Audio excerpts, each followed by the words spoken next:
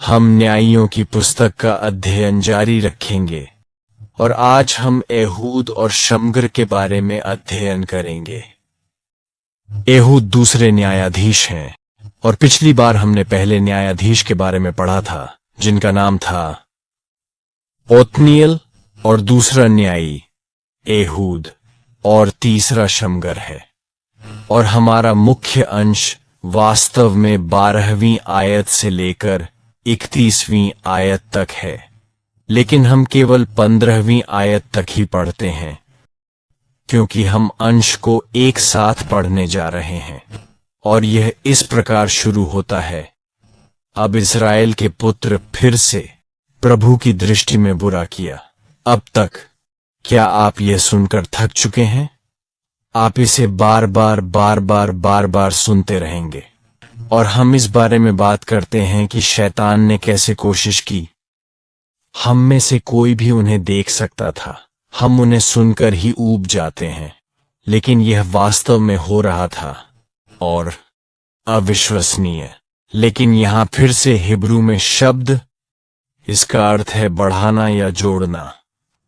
तो ये फिर वही बात नहीं है। तीव्रता बढ़ती जा रही है और भी मजबूत, और पाप हर बार और भी बदतर होता जा रहा है। इसलिए वह बार बार यही कहता रहता है, अलविदा। तो इस बार समस्या क्या है? समस्या यह है कि प्रभु ने बोआब के राजा एकलंद को उसके भाई के विरुद्ध शक्तिशाली बना दिया था, क्योंकि यहोवा की दृष्टि में वे बुरे थे। और उसने खुद को इकट्ठा किया, अम्मोन और अमालेक के पुत्र, और वह गया और इस्राएल पर आक्रमण किया और उन्होंने पोंट्स शहर पर अधिकार कर लिया। इस्राएल के पुत्रों ने 18 वर्ष तक मोआब के राजा इंग्लैंड की सेवा की। क्या आपको याद है पिछली बार रिशान कुशानेद 8 वर्ष, अब इस बार 18 साल। ठीक है, आपको क्या लगता है इस बार कितना समय लगेगा? ये पैटर्न के लिए नहीं जा रहा है, लेकिन शायद अब क्यों? ये नहीं हो सकता। सही क्या हुआ? उनकी समझ की डिग्री शायद। ये नई समस्या है। पिछली बार अलग राजा था, अब मोआब का राजा है। अम्मोन और अमालेक के साथ सेना में शामिल होना, ये सभी वंशज हैं। हमने उत्पत्ति अध्याय 4 से सीखा है। हम इश्माएल और एसाव के वंशज यहां एकत्रित हैं, सही? अब क्या हमारे यहां भी ऐसी समस्या है? यहां क्या समस्या है? उन्होंने दावा किया कि वे ईश्वर में विश्वास करते हैं, लेकिन समस्याएं तो उत्पन्न होती ही रहती हैं। उन्होंने सोचा कि वे आस्तिक का जीवन जीना, एक संत का जीवन, परंतु फिर अब वे बहुत शर्मिंदा हो रहे हैं। क्यों? ये शर्म की बात है कि वे वास्तव में अपने पड़ोसी देशों को भी नहीं बता सकते। यही कारण है क्योंकि परमेश्वर के ये पवित्रतम चुने हुए लोग, जो माना जाता है भगवान द्वारा संरक्षित होना, शर्मिंदा हो रहे हैं। प्रशासन, सबसे नीच लोग, ये वे लोग हैं जिनके विषय में परमेश्वर ने कहा, तुम मेरी मंडली में, अर्थात परमेश्वर की संतानों की मेरी साधारण मंडली में प्रवेश न करने पाओगे। आइए व्यवस्था विवरण अध्याय की ओर मुड़ें। व्यवस्था विवरण अध्याय 10 1 से 24। उनके वंशजों में से कोई भी, यहां तक कि 10वीं पीढ़ी तक, कभी भी यहोवा की सभा में प्रवेश नहीं करेगा। ये वे लोग हैं, अम्मोनी लोग वे लोग हैं जो परमेश्वर द्वारा शापित हैं। और उसने कहा, तुम परमेश्वर की सभा में कभी प्रवेश नहीं करोगे। परंतु अब इस्राएलियों पर उनका शासन है। कितनी बड़ी शर्म की बात है। निर्गमन अध्याय 17 13 और 14। तो यहोशू अभिभूत, अमालेक, स्वर्ग के नीचे से अमालेक को मुक्त करो। परमेश्वर ने अमालेक के विषय में यह कहा। और क्या हो रहा है? ये वे लोग हैं जिनके विषय में परमेश्वर ने कहा था, मैं उन्हें उखाड़ फेंकूंगा। याददाश्त फिर से आगे बढ़ रहा है। इस्राएलियों पर मोआबी एसाव के वंशज हैं, इस्राएली याकूब के वंशज हैं। आशीर्वाद क्या है जो याकूब को प्राप्त हुआ? तेरा भाई तेरे दास के अधीन रहेगा। लेकिन क्या विपरीत? कृपया बताएं, हमें क्या वादा दिया गया है? आप विजय प्राप्त करेंगे। पापी संसार, भगवान के बच्चे, इस दुनिया की रेखा और नमक होगा। लेकिन फिर ये कुछ इस तरह है। प्राणी सताए गए, मानसिक या आध्यात्मिक रूप से गुलाम बनाया गया दुनिया के विचारों से। और 13वीं आयत में जो हुआ वह अम्मोन और अमालेकियों के पास गया और उसने जाकर इस्राएल को हराया और उन्होंने एक शहर पर अधिकार कर लिया। तालाबों का शहर कहाँ है? आइए हम आगे बढ़ें। व्यवस्था विवरण, अध्याय 34, पद 3। जेरिको, खजूर के पेड़ों का शहर सोहर तक, जो कि पाम्स का पुराना शहर है। नहीं, जेरिको की घाटी। जेरिको के बारे में इतना महत्वपूर्ण क्या है? जेरिको पहला प्रवेश द्वार है। यह भगवान है। उनसे कहा कि इसे एक यादगार जगह के रूप में रखें, इसलिए कोई दूसरा शहर न बनाए। यदि आप ऐसा करते हैं तो आपके ज्येष्ठ पुत्रों का न्याय किया जाएगा, ठीक है? और इसलिए भगवान ने कहा, इसे खंडहर के रूप में छोड़ दो ताकि तुम सब याद रख सको कि शहर है। यह प्रस्तुत करता है और आपको परमेश्वर द्वारा दी गई महान विजय की याद दिलाता है। यरीहो के बाद या यरीहो से पहले उन्होंने अमालेक को भी नष्ट कर दिया। अब यरीहो में वे अमालेक को बहाल कर रहे हैं और यरीहो को पुनः स्थापित करना। सभी महान, हमें जो हार मिली, आप जानते हैं, जब मैंने पहली बार यीशु पर विश्वास किया तो मैंने अपनी बुरी आदतें छोड़ दी। मैंने अपने पापों को हरा दिया, लेकिन फिर वे सब वापस आ रहे हैं। क्या आपके जीवन में समस्याएं हैं? अगर आप कहें कि मुझे कोई समस्या नहीं है तो मैं आपकी बात पर विश्वास नहीं करूंगा। हम सभी को समस्याएं हैं। कभी कभी लोग पादरी के पास आते हैं और कुछ लोग अपनी शारीरिक समस्याओं या स्वास्थ्य समस्याओं के लिए डॉक्टर के पास आते हैं। लेकिन कई बार, आपकी सोच से भी ज्यादा, वे चाहते हैं पादरी या डॉक्टर को वर्तमान समस्या को ठीक करें, बिना खुलासा समस्या का कारण। गुरुजी, मुझे यह समस्या है, क्या आप मेरे लिए प्रार्थना कर सकते हैं? जरूर। लेकिन फिर आप नीचे उतर जाते हैं समस्या के स्रोत तक। जैसे, ओह, हमें इस बारे में बात करने की जरूरत नहीं है। मैं अहंकार की ओर आकर्षित नहीं हूं। कल्पना कीजिए कि आप डॉक्टर के पास जाते हैं। डॉक्टर, मुझे यह है गर्दन की समस्या। डॉक्टर कहते हैं, ठीक है। अगर तुमने कब नहीं किया उस डॉक्टर की तरह, वो भी एक समय था और मैंने इसके लिए पैसे दिए, स्वास्थ्य कर और अन्य कार्य। मेरा बेटा वहां जा रहा है, मुझे हर समय यह दर्द नहीं होता। यदि आपने कभी पीठ दर्द की समस्या, ऐसा कब तक चलेगा? अपनी पीठ को चटकाओ और मालिश करो, तुम्हें अच्छा लगेगा। ऐसा कब तक चलता है? शायद एक दिन या अधिक से अधिक एक सप्ताह।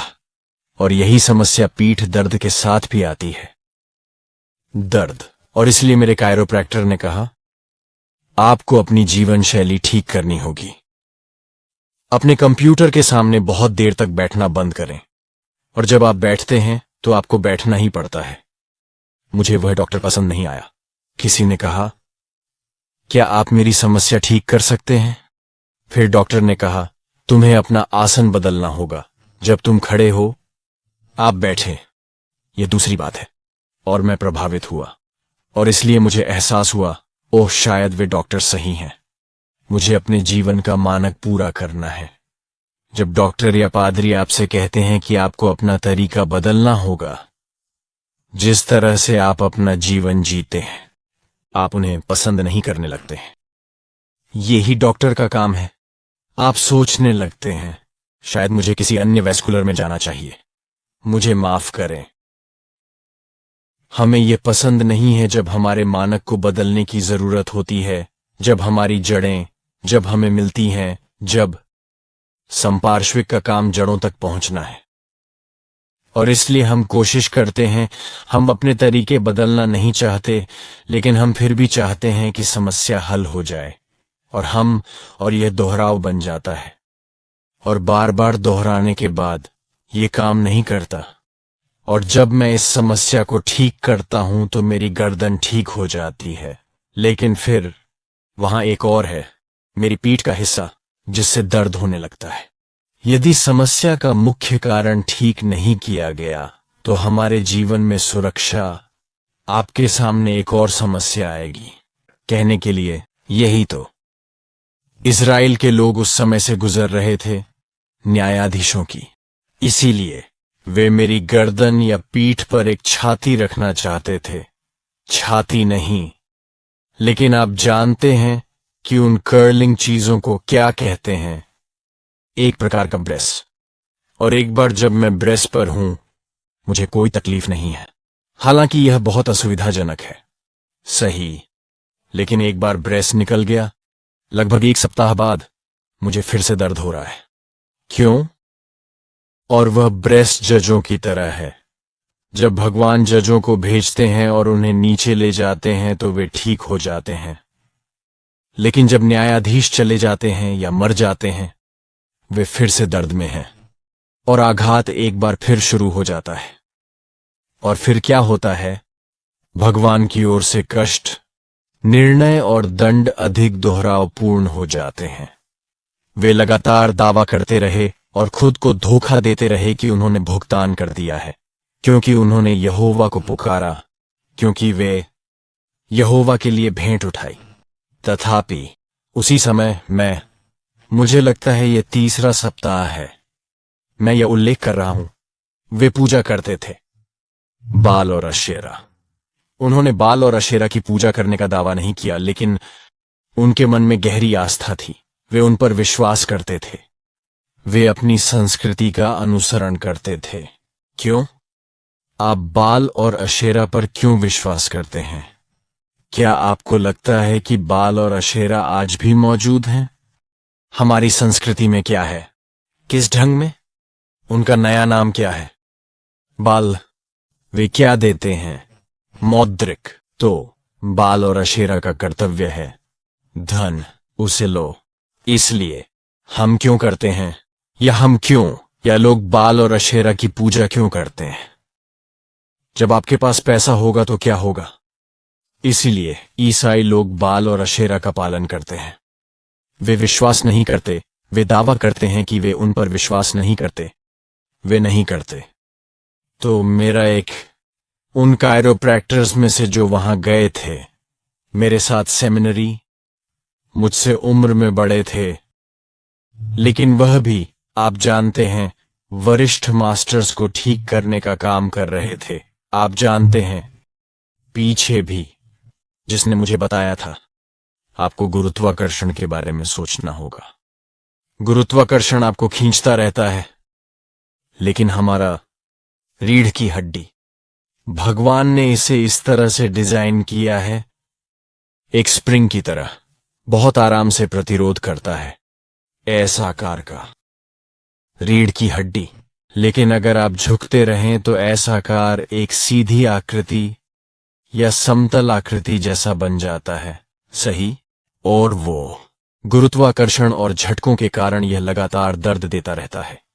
स्प्रिंग खत्म हो चुका है और यह एक तरह है ड्रम।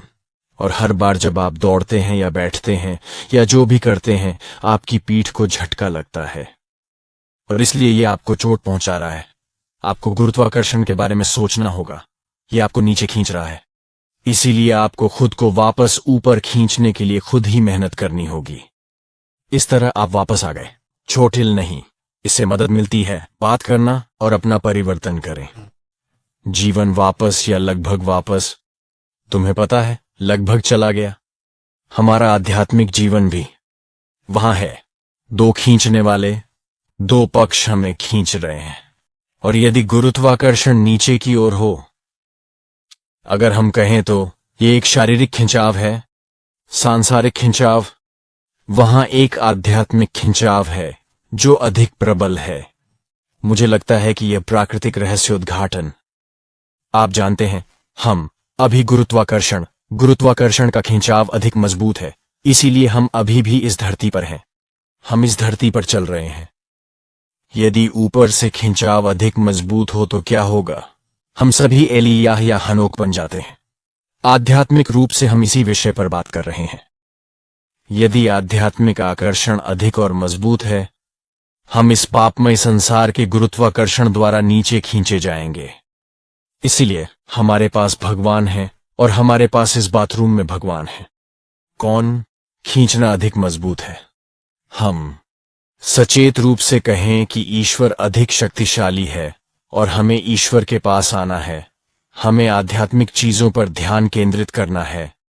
परंतु फिर अगर ये बस एक पल वो पल वापस चला जाता है, ठीक उसी जगह पर वापस। दूसरी ओर ये हम स्वयं हैं, ये हम हैं। और कई बार मैं बात कर रहा हूं, हम में से हर कोई, जिसमें मैं भी शामिल हूं, कभी कभी पैसे के रूप में या दवा के रूप में वैध भगवान के साथ आने की कोशिश करता है और जाने की कोशिश करता है कि शीर्ष पर या मेरे जीवन में भगवान से भी अधिक ऊंचा है। शायद एक ही समय में किसी निश्चित ईश्वर और धन के लिए नहीं, इस बहाने के साथ कि पैसा ऐसी चीज है जिसकी हमें अपने जीवन में जरूरत है। बेशक ये ऐसी चीज है जिसकी हमें जरूरत है, लेकिन आप जानते हैं और आप खुद से यह पूछकर इस बारे में खुद को परख सकते हैं। समान प्रश्न। हम कहते हैं कि हम पैसा कमा रहे हैं। क्या खुद हमारे लिए? क्या हम इतने ईमानदार हैं? हम कहते हैं कि हम पैसा कमाते हैं या हम इसे देना चाहते हैं। हम लॉटरी जीतना चाहते हैं। किस लिए? चर्च के लिए, परमेश्वर का काम करने के लिए। सही? मैंने किसी को यह कहते सुना है और मुझे लगता है कि यह सच है कि आप कमजोरों के कारण पाप कर रहे हैं ताकि तुम 7वें दिन परमेश्वर का आदर कर सको। सही? हम इस प्रकार काम करते हैं। हमारा जीवन हमें अभाव में नहीं रहना पड़ेगा ताकि हम आराम से परमेश्वर का काम कर सकें। सच? क्या यह सच है? आप स्वयं को उत्तर दे सकते हैं। लेकिन क्या है कारण? क्या ऐसा है कि अधिकतर लोग अंधकारमय हो जाते हैं और चर्च में परेशान हो जाते हैं? धन। हम कहते हैं कि हम भगवान के लिए काम कर रहे हैं। मेरे पास जो कुछ भी है वह भगवान का है। लेकिन जब पादरी कहता है, क्या आप बांध सकते हैं? तुम अंधकारमय हो जाते हो। जब चर्च एकत्रित होता है, आप ऐसा अक्सर नहीं करते। तुम अंधकारमय नहीं हो जाओगे। क्या आप जानते हैं कि यीशु के अधिकांश दृष्टांत किस बारे में हैं? यीशु की शिक्षाएं क्या हैं? क्या आप उन्हें गिन सकते हैं? बहुमत, अर्थात 50% से अधिक। मैं तो और भी कहूंगा, यीशु की 3/4 या 2/3 शिक्षाएं धन के बारे में हैं। क्यों? बाइबल कहती है, तुम्हारा पैसा कहां है? जहां ये आपका दिल है वहीं आपका पैसा है। जहां ये आपका दिल है वहीं आपका पैसा है। यीशु वास्तविक धन के बारे में बात नहीं कर रहे हैं, जहां वह पैसा कमाने की कोशिश नहीं कर रहा है हम में से, लेकिन वह कह रहा है, तुम्हारा पैसा कहां है? पुराने नियम में परमेश्वर कहता है, इन लोगों ने परमेश्वर की आराधना की और परमेश्वर से प्रार्थना की। नए नियम में यीशु कहते हैं, तुम लोग धन से प्रेम करते हो। धन का प्रेम ही तुम्हारी सारी बुराइयों की जड़ है। आप जानते हैं, चूंकि हम इस विषय पर हैं, धन्यवाद, भवन अर्पण, ये सभी अर्पण देश के नागरिकों के पास एक नागरिक के रूप में अपने कर्तव्य हैं और उनमें से एक कर का भुगतान करना है। कभी कभी सैन्य कर्तव्यों या अन्य कर्तव्य। एक संत या एक ईसाई के 4 या 5 प्रमुख कर्तव्य हैं, विशेषकर प्रत्येक संप्रदाय में और हमारे संप्रदायों में। और धन्यवाद, मैं यही हूं। लेकिन हम ऐसे युग में आ गए हैं जहां यह बहुत संवेदनशील है उस पर मैं बात करने के लिए। और कुछ लोग कहते हैं, ओह, ये तो पुराने नियम की बात है। क्या पता यीशु ने धन्यवाद के बारे में बात की। 2000 साल पहले की बात है। तब यीशु ने जो कुछ कहा वह सब व्यर्थ था, है ना? क्योंकि उसका नाम 2000 साल पहले था। या आज परिस्थितियों के कारण एक चित्र जो आग की चपेट में है। लेकिन फिर उल्टा क्या है? यह भगवान, मैं तुम्हें देता हूं 9 और तुम मुझे लाओ। एक पीछे, दूसरा 10 और वह मेरा है। और जब हम कुछ लोग कहते हैं, ठीक है, मैं एक 10 घटा देता हूं, और मैं इसे अलग अलग हिस्सों में बांटता हूं। इसलिए मैं दशमांश का उपयोग अच्छे लोगों को भेंट देने के लिए करता हूं, चर्च में कुछ लोगों के लिए भोजन खरीदने के लिए। आप इसे वहां खर्च करते हैं और इसका एक हिस्सा निर्माण चढ़ावे के रूप में होता है। आप ऐसा करने के लिए भगवान के पैसे का उपयोग नहीं करते हैं, आप ऐसा करने के लिए हमारे पैसे का उपयोग करते हैं। पंक्ति के शीर्ष से भागों, उस एक भाग से नहीं जिसे माना जाता है। एक साथ बाहर आना। हम नियंत्रण नहीं करते और हम उपयोग करने का निर्णय नहीं लेते। चाकू, लोहा, जिसे हम लोहा समझते हैं, ये वो चीजें हैं जो न्यायाधीशों के समय में लोगों को पता होती हैं कि उनकी नजर में क्या सही है। क्यों? वे कह रहे थे, अरे मैं अभी भी जीवित हूं, जीने में क्या बुराई है। धन्यवाद आपको बहुत। हमारे यहां, विशेषकर हमारे मुख्य चर्च में भी, कभी कभी ऐसे लोग होते हैं जो विधर्मी शिक्षाओं में पड़ जाते हैं, जो लोग अलग अलग चीजें करना चाहते हैं। जांच करने का सबसे अच्छा तरीका है, क्या वे आपको रखने के लिए दशमांश दे रहे हैं? कई बार जब वे कब्र में गिर जाते हैं तो वे दशमांश देना बंद कर देते हैं।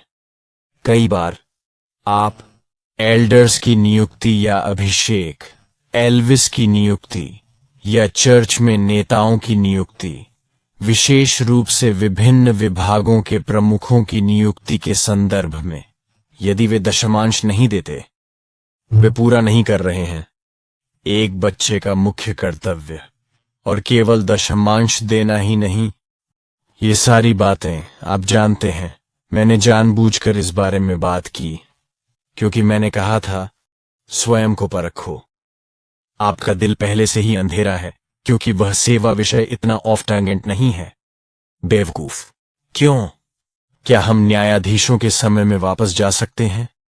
ये ट्रम्प क्षण क्यों है? उनके पास वापस आना जारी है। हमारे विश्वास के जीवन में इतिहास। क्या आपने देखा कि हमारी समस्याएं, हमारे मुद्दे, चक्र, इधर उधर घूमो, वापस आओ? कितना लंबा अवधि क्या है? एक ही समस्या दोबारा आने में कितना समय लगता है? क्या आप इसे कभी नहीं दोहराएंगे? आपके मुद्दे कभी नहीं दोहराए जाएंगे? जो बातें मुझे परेशान करती थीं, मैंने सोचा मैं इसका ध्यान रखूंगा, लेकिन फिर 6 महीने बाद ये वापस आ जाता है। 1 साल बाद। इसमें कितना समय लगता है? ये बार बार वापस आता रहता है। तुम्हें पता है, ये मेरी एक बुरी आदत है। मुझे लगा कि मैं इससे छुटकारा पा गया हूं। मुझे लगा कि मैं दूसरों के बारे में चिंता करने से मुक्त हो गया हूं। मुझे लगा कि मैं खुद से झूठ बोलने से मुक्त हो गया हूं। मुझे लगा कि मैं इस और उससे मुक्त हो गया हूं। लेकिन फिर ये आता है वापस। इस्राएली जंगल में इस्राएली बड़बड़ा रहे थे, है ना? बड़बड़ा रहे थे और शिकायत कर रहे थे। क्यों? आप जानते हैं, ऐसा इसलिए नहीं है कि उनके पास कोई गवाही नहीं है। सही? ऐसा इसलिए नहीं है कि उनके पास नहीं है। ऐसा इसलिए नहीं है कि वे ईश्वर में विश्वास नहीं करते, लेकिन ऐसा इसलिए है क्योंकि विश्वास का मतलब सिर्फ अपने जीवन में गवाही चाहना नहीं है। लाल सागर के अलग हो जाने के बाद क्या आपने कभी पानी को इस तरह विभाजित होते देखा है? क्या आपको लगता है कि अगर आप ऐसा होते देखेंगे तो आप हमेशा के लिए, हमेशा ईश्वर पर विश्वास करो, उसके विरुद्ध बैठे बिना? सही?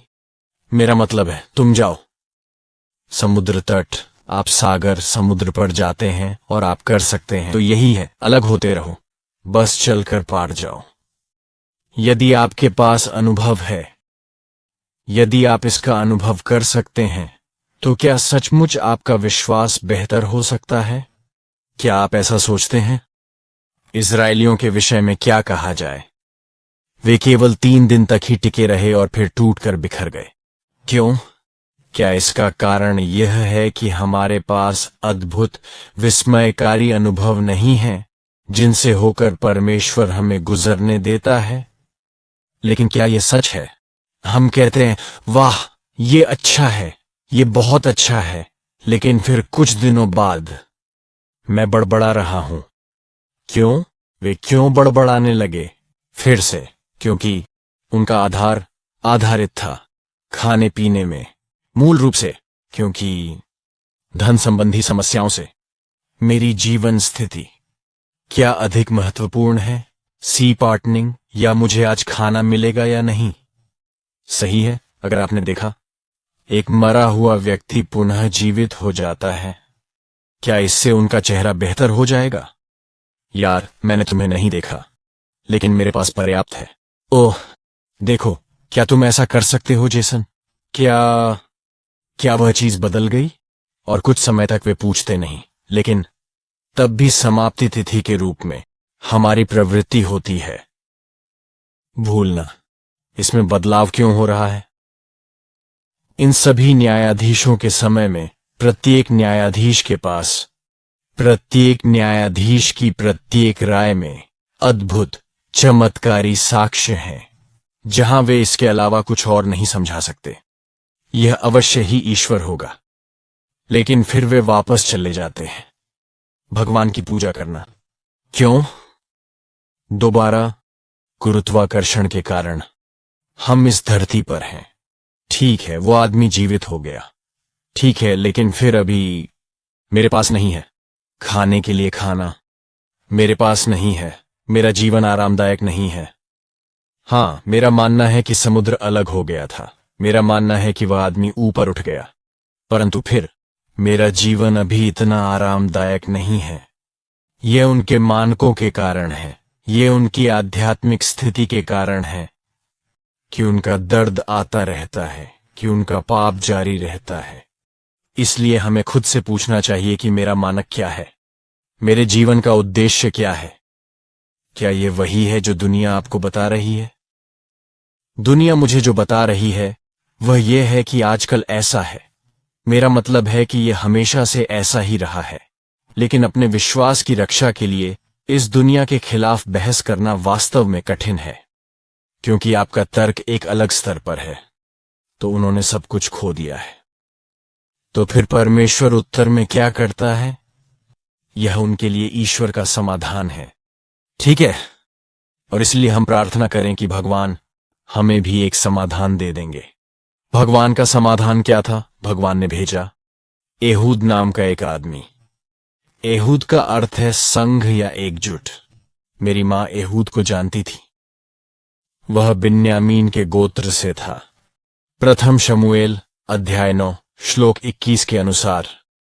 याद कीजिए, जब राजा शाऊल को राजा बनने के लिए चुना गया था, वह उस समय बहुत विनम्र थे।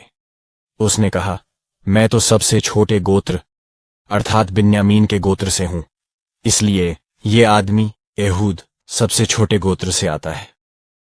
और उसके पास था उसमें एक दोष, शरीर। दोष क्या था? वह वामपंथी थे। सौंप दिया। मैं यह नहीं कहना चाह रहा हूं कि उसके पास बचाव का कोई उपाय नहीं था। वह क्या करता है ये देखिए। लेकिन इस संदर्भ में जब वह कहते हैं वह बाएं हाथ का था, इसका मतलब है कि उसका दाहिना हाथ बर्फीला तूफान था, या उसका दाहिना हाथ एक प्रेरित था। वह अपने दाहिने हाथ का उपयोग नहीं कर सकता था, इसलिए उसने सोचा कि उसे अपने बाएं हाथ का उपयोग करना होगा। अब यदि परमेश्वर इन लोगों इस्राएलियों को 2 राष्ट्रों नूह, अम्मोन और अम्मोनिक से बचाए, कितनी देर के लिए? 18 साल। वे उनकी शक्तियों के अधीन थे। यदि ईश्वर बचा ले तो 3 राष्ट्रों के 18 साल के शासन से इस्राएलियों को मुक्ति मिली। आपके विचार से परमेश्वर को किस प्रकार के व्यक्ति को भेजना चाहिए? थोर जैसा कोई? कप्तान अमेरिका? मैं नहीं जानता। कोई है जो आप जानते हैं, रणनीतिक रूप से बहुत चतुर, कूटनीतिक रूप से बहुत प्रतिभाशाली, और वह है सैन्य दृष्टि से बहुत, तुम्हें पता है, अनुभवी। लेकिन यह एक छोटा सा लड़का है और वह वहीं पर है। इस दुर्लभ भूमि का उपयोग करना मेरे लिए गर्व और खुशी की बात है, और यह बहुत फलदायी रहा है, और मैं आपके राष्ट्र को देखना पसंद करूंगा। सबसे छोटे से सबसे छोटा, सबसे तुच्छ। आइए देखें कि क्या हुआ। तो हम 16वीं आयत से पढ़ना जारी रखेंगे। मैं 15वीं आयत पढ़ूंगा। परंतु जब इस्राएलियों ने यहोवा की दोहाई दी, तब यहोवा ने एक छुड़ाने वाले को खड़ा किया। परमेश्वर का वचन यही था, उद्धार करता उनके यहां से उनको। गेरा का पुत्र आमोन, बेंचर लड़का, एक बाएं हाथ का आदमी, और इज़राइल के पुत्रों ने एक मन और राजा आमोन को कर भेजा। फिर उसने अपने लिए एक दोधारी तलवार बनाई और उसकी लंबाई 1 हाथ थी। 1 हाथ की लंबाई कितनी होती है? यहां से मेरी उंगली की नोक से लेकर मेरी कोहनी, लगभग 45 सेंटीमीटर। तो वह इतना लंबा खंजर रखता है, उसे अपनी जांघ के नीचे छुपाता है और वह अपना वस्त्र उस पर ढक लेता है। अब आप अपनी कल्पना या अपने फिल्म अनुभव का उपयोग कर सकते हैं। इस जासूसी कार्रवाई के बारे में सोचिए। दाएं हाथ से इसका प्रयोग नहीं किया जा सकता। बाएं हाथ वाला आदमी एक लंबी खंजर, छोटी तलवार और 2 किनारे, 1 हाथ लंबा, और उसने उसे अपने कोट के नीचे अपनी दाहिनी जांघ पर लटका लिया। तो मैं क्या? वह बाएं हाथ का है। उसने मोआब के राजा एग्लोन को यह कर भेंट किया। अब एग्लोन एक बहुत ही शक्तिशाली राजा था, मोटा आदमी। क्या आप ऐसे किसी आदमी के बारे में सोच सकते हैं जो दाएं हाथ से काम करने वाला? क्या आप इसकी कल्पना कर सकते हैं? इज़राइल इतना दुष्ट या इतना कठोर या इतना मूर्ख था कि वे इस पर शासन कर रहे थे। निष्क्रिय मोटा आदमी, और उसका इससे कोई लेना देना नहीं था। यह मोटा आदमी प्रतिनिधित्व करता है। हम जिस समस्या से गुजर रहे हैं उसका स्रोत सही है। अब सोचो, और भगवान भेजता है बाएं हाथ से काम करने वाला, बाएं हाथ वाला आदमी, इसे नष्ट करो। कुछ बेहतर क्यों नहीं? चिंता मत करो। इसलिए उसने मोआब के राजा एमोंग को कर दिया और उसे भेंट किया। अब एमोंग एक बहुत मोटा आदमी था। जब उसने कर देना समाप्त कर दिया तो वह मोआब आया। फिर उसने कर लाने वाले लोगों को विदा किया। इसलिए मुझे लगता है कि वह कर लाने वाले लोगों के साथ आया था। और मेरा मतलब सिर्फ इस तथ्य से है कि वह श्रद्धांजलि दे रहा है। यह कोई गर्व की बात नहीं है, यह सही बात नहीं है। यह श्रद्धांजलि अर्पित करना है। यह एक छोटे से समारोह की तरह है, श्रद्धांजलि अर्पित करना। और तब 19वीं आयत में मोआब राजा स्वयं योंगल में स्थित मूर्तियों के पास से लौट आया और कहा, मेरे पास मोआब राजा के लिए एक गुप्त संदेश है। इसलिए वह उन लोगों के साथ बाहर जा रहा है जिन्होंने श्रद्धांजलि अर्पित की थी, और उन्हें जाने दिया तथा वापस आ गया। उसने कहा, मैं बीमार हूं। इस बारे में यहां कुछ चेतावनी है। अगर आप राजा होते तो क्या करते? अगर मैं इस सप्ताह आना चाहता हूं या हम फिलीपींस जा रहे हैं जो आपको पसंद है, मैं अपने कार्यालय में पंप होना चाहता हूं। मान लीजिए, क्षमा मांगना, जब मैं गया था तब कुछ घटित हुआ। आपको आश्चर्य होगा। इसलिए राजा ने अन्य लोगों को भेज दिया और फिर उसने कहा, मौन रखना। बहुत खूब। सुनो, तुम सोच रहे हो कि राजा अबलांग सोच रहा है कि यह कुछ खास है। ये कुछ तो है अलग, और जो भी उसके पास आते थे वे उसे छोड़कर चले जाते थे, और जब तक वह अकेला बैठा रहता था तब तक उसके पास ही रहते थे, क्योंकि यह एक रहस्य है जिसे उसे चुप रहना है। तुम्हें पता है, कोई भी उसे आने की अनुमति देता है। तभी वह अपनी सीट से उठा और उसने अपना बायां हाथ बढ़ाकर अपनी दाहिनी जांघ से तलवार निकाली और उसे अपने पेट में घुसा लिया। अनुमान लगाओ क्या होता है। जैसे ही मुझे उम्मीद है, और अगर कोई भी आपको मेरे उद्योगों के बारे में जानने जा रहा है तो यह धब्बे वाला खेल है। उस एपिसोड में हर जज सिर भी रास्ते में ही अंदर चला गया। फेड्स अप, और फिर के मैं गैर विद्रोह लागू करता हूं। तलवार उसके पेट से बाहर निकाली गई और फिर ब्लेड को फेंक दिया गया, क्योंकि उसने तलवार को अपने पेट से बाहर नहीं निकाला था। शायद यह आदमी, मुझे नहीं पता कि वह कितना ताकतवर रहा होगा, लेकिन उसे अंदर धकेल दिया। वे वहां जाते हैं। ओह हां, मुझे पता है। मुझे खुशी है कि मैं बेकार नहीं रहा। हां, हाँ, ऐसा करो। लेकिन मैं आश्वस्त नहीं हूं। मैं गैर विद्रोह को उचित बनाने के लिए काम करूंगा। मैं इस आदमी के बारे में बात कर रहा हूं, केकवान। और अब गाली सामने आ गई। इसका मतलब है कि वह मर चुका है। संतुलन। और अब हम बरामदे में जा रहे हैं। एक बरामदा, और उसने अपने पीछे छत के कमरे के दरवाजे बंद कर लिए। इसलिए वह सीधा बाहर की ओर बढ़ा रास्ता और उन्हें बंद कर दिया। जब वह बाहर चला गया तो उसके सेवकों ने आकर देखा कि छत वाली कोठरी के द्वार बंद थे, और उन्होंने कहा वह स्वयं को केवल ठंडे कमरे में छोड़ रहा है। शायद वहां एक छोटा सा शौचालय था इस कमरे के अंदर, और यह बंद है। तो उन्होंने कहा राजा होना चाहिए, अपना काम करते हुए, शौचालय जाते हुए और शौच करते हुए। वह सोच रहा होगा, ओह, शायद उन्होंने सोचा होगा कि वह आराम कर रहा है, लेकिन मूल भाषा में यह वास्तव में है शौच। तो इसीलिए वे तब तक प्रतीक्षा करते रहे जब तक कि उनकी आयु पूरी नहीं हो गई। इसका शाब्दिक अर्थ है कि वे तब तक बने रहे जब तक उन्हें शर्म नहीं आ गई। तो क्या हम कर सकते हैं? क्या हम चर्चा कर सकते हैं? चलो वहीं बोलते रहें। और ये सभी गतिविधियां हैं, लेकिन आप सभी, तुम सब चले जाओ। मुझे चिल्लाकर बुलाया। देखो, उसने खोला छत कक्ष के कमरों के दरवाजे। इसीलिए उन्होंने चाबी ली और उन्हें खोल दिया। और आप जानते हैं, उनका स्वामी गिर गया था। मंजिल अभी मुंह बच गया। खैर, वे दर्द में थे, और वह मूर्तियों के पास से गुजरा और सारा के पास भाग गया। ऐसा हुआ कि जब वह वहां पहुंचा तो उसने पहाड़ी प्रदेश में तुरही बजाई। इजरायली उसके संग पहाड़ी देश से उतरे और वह उनके आगे आगे चला, और उसने उनसे कहा, उनका पीछा करो, क्योंकि यहोवा ने तुम्हारे शत्रुओं मोआबियों को तुम्हारे हाथ में कर दिया है। तब उन्होंने उसके पीछे पीछे जाकर मोआब के सामने यरदन के किलों पर अधिकार कर लिया और किसी को उस पार जाने न दिया, और उन्होंने उनको मार डाला। उस समय लगभग 10,000 मोआबी थे, सभी हट्टे कट्टे और बहादुर आदमी, और कोई भी बच नहीं पाया। इसीलिए उस दिन मोआब इज़राइल के हाथ में आ गया, और 80 साल तक देश में कोई अशांति नहीं रही। वाह, 80 साल! अब लगभग 40 साल हो गए हैं। 80 साल।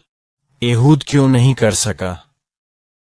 आप जानते हैं, आप सोचेंगे कि अगर भगवान किसी राष्ट्र को बचाने के लिए एक मार्गदर्शक भेजते हैं तो एहूद कह सकता था, तुम और मैं एक पर एक। यह सही है। एहूद ऐसा क्यों नहीं कर सका? तुम ऐसा क्यों नहीं कर सके? वह तुम्हारे साथ दुश्मन जैसा व्यवहार क्यों नहीं कर सकता? और फिर चुपके से तलवार निकालो और तुम्हें पता है, उस तलवार को उसमें डाल दो। ऐसा क्यों? याद कीजिए, पिछले सप्ताह मैंने प्रश्न पूछा था, यदि ब्रैड पिट वहां खड़े होकर आपको यह पाठ्य पुस्तक पढ़ा रहे होते, सही क्यों नहीं हो सका? एक पादरी अधिक सुंदर या अधिक बुद्धिमान या अधिक लंबा या अधिक क्यों नहीं हो सकता? कुछ भी? क्यों ये एक बाएं हाथ वाले व्यक्ति के साथ क्यों होना चाहिए था? क्या आपको अपवाद की आवश्यकता है? आपको पता है आप कितना मुश्किल विश्वास करते हैं। कितना अच्छा होगा यदि आप जानते हैं, अगर हम हैं, अगर हर चर्च सदस्य या हर कोई जो भगवान का काम कर रहा है अन्य सभी लोगों की तुलना में अधिक बुद्धिमान है या दूसरों से अधिक सुंदर या सुंदर, बेहतर बहस कर सकते हैं, और फिर दूसरों की तुलना में अधिक पैसा होगा, दूसरों की तुलना में अधिक धन होना, तो सुसमाचार प्रचार करना बहुत आसान हो जाएगा। लेकिन क्यों? ऐसा नहीं है, है ना? मामला ये नहीं है। क्यों? भगवान क्या कह रहे हैं? आइए एक और उदाहरण पर नजर डालें। शंकर केवल एक छंद है। भगवान का शुक्रिया। तुम्हें शंकर पसंद है या नहीं? शंकर, अर्नब का पुत्र, जिसने 600 पलिश्तियों को मार गिराया। एक बैलकोट। बैल काउल क्या है? एक छड़ी। अब ये एक कहानी है, लेकिन वह कोई नहीं था, वह कोई नहीं था, वह बस एक बैल था। उसका काम क्या था? शायद कोई हड़ताली या किसान, कुछ आम आदमी, बहुत बहुत मजबूत योद्धा। आप कल्पना कर सकते हैं, एक लड़का तलवार से नहीं, बंदूक से नहीं, यहां तक कि बंदूक के साथ भी यह लगभग असंभव होगा, है ना? एक छड़ी से, यदि आपके पास 600 होते, इन चीजों का यह नामुमकिन है। एंड्रयू और सैम कार्टर के माध्यम से परमेश्वर क्या कहना चाह रहा है? परमेश्वर कह रहा है, इस्राएलियों, तुम लोग कितने मूर्ख हो। इसलिए हां, मुझे इतने शब्द नहीं कहने चाहिए थे, क्योंकि आप 80 साल से इन मूर्खों द्वारा शासित किया जा रहा है। जब एक छोटा बाएं हाथ का रातों रात डराया जा सकता है, तुम उन फलस्तीनियों से डरते थे जहां यह छोटा सा आम आदमी छड़ी से पीट सकता है। 600। भगवान हमें बता रहे हैं कि आपकी समस्या कुछ भी नहीं है। आपकी समस्या वो समस्या नहीं है। आपकी पीठ दर्द, आपकी गर्दन का दर्द आपकी गर्दन के कारण नहीं है। आपकी समस्या ये नहीं है। आपकी समस्या नहीं है। समस्या आप हैं। किसी और चीज पर भरोसा करना, परमेश्वर के विरुद्ध शिकायत करना। आपका आदर्श कहां है? आपकी आस्था कहां है? आपकी पीठ पूरी तरह से खराब हो गई है और अब आप अपनी गर्दन में दर्द की शिकायत कर रहे हैं? नहीं। सबसे पहले अपनी पीठ सीधी करें, अपना आसन सीधा रखें। आपका दैनिक जीवन, आपका आध्यात्मिक कर्तव्य भगवान के संतों के रूप में, पहले तो हम जान सकते हैं कि यह एक समस्या है। भगवान ने बाएं हाथ वाले को चुना और दाएं हाथ वाले को अपंग, उन्हें दिखाने के लिए। कुछ भगवान ने जो चुना वो कोई छोटा सा आम आदमी नहीं, बल्कि एक सांप है, उन्हें दिखाने के लिए। सर, वे लाश की तरह हैं, परमेश्वर के हाथों में सौंप दिया गया। यदि एक छोटा सा सांप है, लेकिन कब, यह इस बात पर निर्भर करता है कि इसे कौन धारण करता है। यह वस्तुतः शंकरण स्वयं नहीं थे, भगवान था। उसके लिए बोलने की उम्मीद कर रहा हूं। यह एक चमत्कार है। यह कोई कमजोर बाएं हाथ का आदमी नहीं था, लेकिन यह भगवान है। जब आप ईश्वर पर भरोसा करते हैं, जब आप रिश्ते में होते हैं परमेश्वर के साथ, जब आपके मानक तय हो जाते हैं सही ढंग से, तो समस्या यह है कि पिछले कई सालों से मुझे परेशान कर रहा है। चले जाओ। क्या तुम इस पर यकीन कर सकते हो?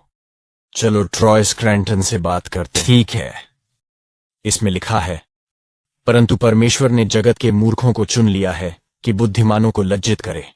परमेश्वर ने संसार की निर्बल वस्तुओं को चुना है कि वह बलवानों को लज्जित करे, और दुनिया की आधार चीजें और तिरस्कृत।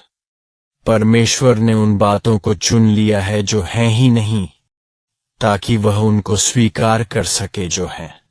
इसके अलावा 2 कुरिन्थियों अध्याय 12 की आयत 9 और 10 भी देखें। 2 कुरिन्थियों अध्याय 12 श्लोक 9 और 10। और उसने मुझसे कहा, मेरा अनुग्रह तेरे लिए बहुत है, क्योंकि शक्ति निर्बलता में ही सिद्ध होती है। अतः अत्यंत प्रसन्नता की बात है कि मैं तो अपनी बात पर गर्व करूंगा। मेरी कमजोरियों को सहते हुए मसीह की सामर्थ्य मुझे बुला रही है। इसीलिए मैं कमजोरियों, अपमानों, संकटों, उत्पीड़नों, कठिनाइयों के साथ संतुष्ट हूं मेरे राज्य में। क्योंकि मैं क्रोधित था तो मैं मजबूत हूं। हम वे इनपुट हैं जिन्हें भगवान ने अपनी भावना में चुना है। ऐसा लग सकता है कि हम अभी आधे रास्ते पर ही हैं। अब हमारा परिवार कहता है कि शायद 50%। हम शायद अपना दाहिना हाथ इस्तेमाल न कर पाएं, परंतु परमेश्वर ने हम कमजोरों को चुना है। हम अपने शारीरिक स्थिति, हमारी आध्यात्मिक स्थिति, हमारा स्वास्थ्य, जीवन 50% होगा, लेकिन भगवान ने हमें चुना। हवाले करना, एक ही समय में दुनिया। हम इनपुट हैं। लेकिन जब हम अकेले ही करो, हम ऐसा करेंगे। ऐसा कभी नहीं कर पाऊंगा। जब भगवान उसका हाथ हम पर है। हम ताकतवर से भी ज्यादा ताकतवर बन जाएंगे। हम छोटी छोटी छड़ियां हैं जिसे फेंका जा सकता है, लेकिन जब परमेश्वर लाठी पकड़ लेता है, हम मजेदार लग सकते हैं। हम देख सकते हैं जैसे हमारे पास कुछ भी नहीं है। हम गरीब हो सकते हैं, लेकिन हमें इस पर भरोसा करना चाहिए। मैं कमजोरियों, अपमानों, संकटों, उत्पीड़नों, कठिनाइयों से संतुष्ट हूं। किसके लिए? भगवान के लिए। क्योंकि जब मैं कमजोर होता हूं तो मैं मजबूत हूं। आइए हम हार न माने, क्योंकि छोटी छोटी समस्याओं का क्या हमें कोई समस्या है? मैंने बैठक में पहले भी पूछा था। हमें समस्याएं हैं। उन समस्याओं आइए हम उन समस्याओं पर ध्यान न दें। आइए हम एक पर ध्यान दें, समस्याओं को दूर करने के लिए। ये अच्छा है। प्रिय स्वर्गीय पिता, हम आपको धन्यवाद देते हैं कि आपने हमें उस तरह सिखाया जिस तरह कोई भी सीखने की कोशिश कर रहा है। पापा, हम भी उनके जैसे ही हैं। हम सुपर हीरो नहीं हैं। हम इतने बुद्धिमान या अमीर या कुछ भी नहीं हैं, बल्कि हम कमजोर हैं। हम कभी कभी बहुत समझदार नहीं होते। हम पर्याप्त स्वस्थ नहीं हैं। हम पर्याप्त अमीर नहीं हैं। लेकिन पापा, हम खुद को आपके लिए उपलब्ध कराना चाहते हैं, ताकि तेरा दाहिना हाथ हमें पकड़ ले। भले ही हम बाएं हाथ के हों, अगर तेरा दाहिना हाथ भी मेरे बाएं हाथ को पकड़ ले और उसका इस्तेमाल करे, तो पिताजी, हमें हमारी समस्याओं और मुद्दों से बचाओ। वे हमें पिछले 8 साल से परेशान कर रहे हैं। पिछले 8 साल से, पिछले 20 साल से पिताजी, या उससे अधिक। लेकिन हमारा मानना है कि जब आप हमें उस समस्या से मुक्ति दिलाने का निर्णय लेंगे, तो आप उसे तुरंत दूर कर देंगे। इसलिए हे पिता, हमारी सहायता कीजिए। हमें बचाए जाने में सहायता कीजिए। पिता, ऐसी चीजें हैं जो हमें परेशान कर रही हैं, हमें अंधकारमय बना रही हैं। उत्पीड़न और अपमान, अलग अलग बातें जो हमारे दिल की गहराइयों से आती हैं। पिताजी, इसे हमसे दूर कर दीजिए और हमें प्रसन्न हृदय से आपकी आराधना करने और आपको धन्यवाद देने में सक्षम होने में सहायता करें। हम आज इस भेंट के माध्यम से अपने अगले कुछ लोगों को ऊपर उठाना चाहते हैं। हम प्रार्थना करते हैं कि आप प्राप्त करें और आपका नाम महिमावान हो। आमीन। हमारे प्रभु यीशु मसीह अंतिम दिनों के संतों के। तथास्तु।